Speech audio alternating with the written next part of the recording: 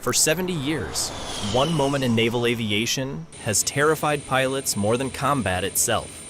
Landing a fighter jet on an aircraft carrier, a runway that's only 500 feet long, a runway that's pitching, rolling, and moving through open ocean at 25 knots. A pilot has to hit a target the size of a tennis court at over 150 miles an hour, while the entire landing area shifts beneath them in real time. For generations, this was pure human skill. Eyes locked on a single yellow light, hands gripping the stick, muscles tensed for an impact pilots themselves described as a controlled crash. And then the Navy introduced a new aircraft, the most advanced fighter jet ever built, a $100 million machine called the F-35C, and something changed. Today, pilots flying that same brutal approach, the one that's killed aviators and ended careers for decades, describe it differently. Not as terrifying, not even as difficult.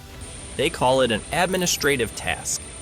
Because for the first time in the history of naval aviation, the jet is doing something no aircraft has ever done before during landing. It's not just assisting the pilot. In the moments that matter most, it's flying itself. This is the story of how a piece of software changed one of the deadliest maneuvers in military aviation, and what it actually means when a machine starts making decisions a human used to make alone. Now, before we go any further, if you want to understand what's really happening inside the cockpit of America's most advanced fighter jet, make sure you're subscribed. Over 98% of viewers watch without subscribing. It costs you nothing, but it gives us the motivation to keep creating more content like this and bringing you more stories worth watching. Thank you. To understand what changed, you first have to understand what pilots were dealing with before. Landing on a runway is hard enough. Landing on a runway that's also a ship is an entirely different category of difficult. The carrier deck never stops moving. It pitches up and down with the waves. It rolls side to side. The wind across the deck shifts constantly, influenced by the ship's own speed and direction. And the pilot has to account for all of it continuously while flying an aircraft at landing speed toward a target that's never standing still. There's no second runway to divert to in the middle of the ocean. There's no slow, gradual approach. A carrier landing happens in seconds, and it has to be precise the first time. For decades, the tool pilots relied on was deceptively simple: a piece of equipment called the Fresnel lens, a series of lights on the side of the flight deck that pilots learned to call the meatball. If the yellow light lined up between a row of green lights, the pilot was on the correct glide path. Too high, too low, and the lights told them instantly, leaving split seconds to correct. It worked, but it also required years of training, immense concentration, and nerves that didn't fail under pressure. Pilots who flew it for years still describe the feeling the same way: controlled violence. A landing so abrupt that the aircraft doesn't really land so much as it's caught, snagged out of the sky by a steel cable stretched across the deck. That was the standard for 70 years, until the Navy decided it needed something better. When Lockheed Martin and the Navy designed the F-35C, they weren't just building a stealth fighter. They were building the most computer-integrated aircraft in military history. And somewhere in that process, engineers asked a question that hadn't seriously been asked before. What if the aircraft itself could manage the hardest part of the flight? The answer became a program called Delta Flight Path. It's not autopilot in the way most people imagine it. It's not a system that takes over and flies the plane while the pilot sits back. What it does is something more specific and in some ways more remarkable. It takes the dozens of variables a pilot used to track manually: wind speed, descent angle, the ship's pitch and roll, the aircraft's exact position relative to the deck, and it processes all of them continuously, instantly, correcting the aircraft's flight path in real time. The pilot still flies the jet. The pilot is still the one in command, still the one with their hand on the controls, still the one who can take over completely if something goes wrong. But instead of manually adjusting throttle and stick for a dozen shifting variables at once, the pilot is doing something closer to confirming that the aircraft is already doing it correctly. It's not the software replacing the pilot. It's the software absorbing the part of the job that used to require white-knuckle precision and handing the pilot back their attention for everything else that still requires a human making decisions. Here's where the story gets genuinely strange if you've ever watched footage of a traditional carrier landing. Pilots who've flown both the older F/A-18 and the newer F-35s describe an almost unsettling difference. In the legacy aircraft, the final approach demands total physical engagement, constant small corrections, eyes locked on the meatball, hands working the controls continuously until the wheels hit the deck. In the F-35C, pilots describe something closer to monitoring. The aircraft holds its glide slope on its own. It compensates for the ship's movement before the pilot would have even noticed the deviation. Some pilots have openly said, the hardest part of learning to fly wasn't the technical skill, it was learning to trust the aircraft enough to stop manually correcting something that was already correcting itself.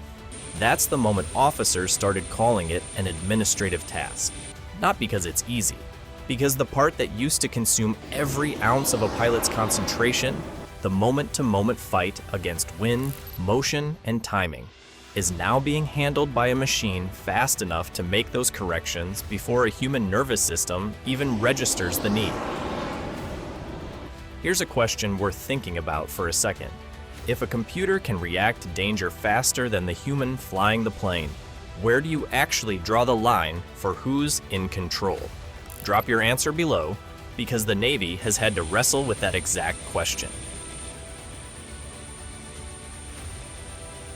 And that question is exactly where this story gets important, because there's a boundary here that the Navy has been very deliberate about, and it's the same boundary that separates this technology from true autonomy. The pilot is never removed from the loop. Not for a second. Delta Flight Path can manage glide slope, correct for deck motion, and stabilize the approach, but it cannot decide to land the aircraft on its own. It cannot override the pilot's authority.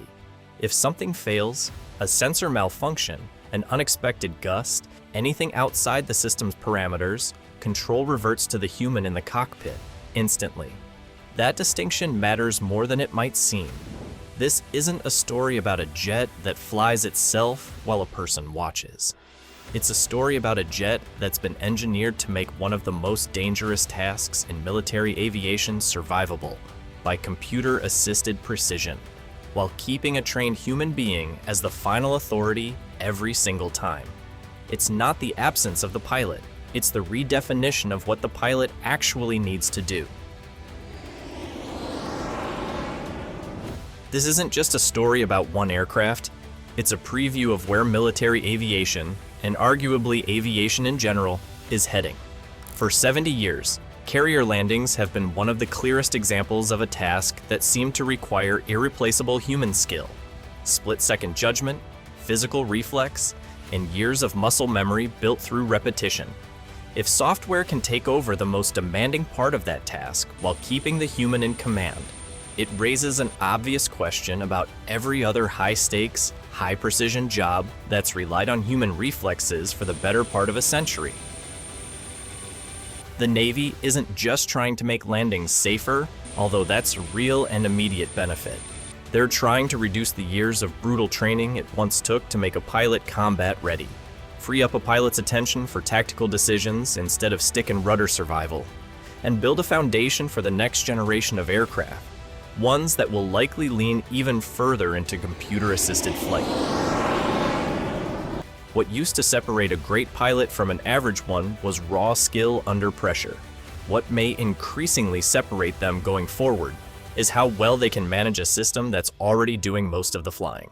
The next time you see footage of a fighter jet slamming onto a carrier deck, snagging a cable, and jolting to a stop in under 2 seconds, remember what's actually happening behind that violence.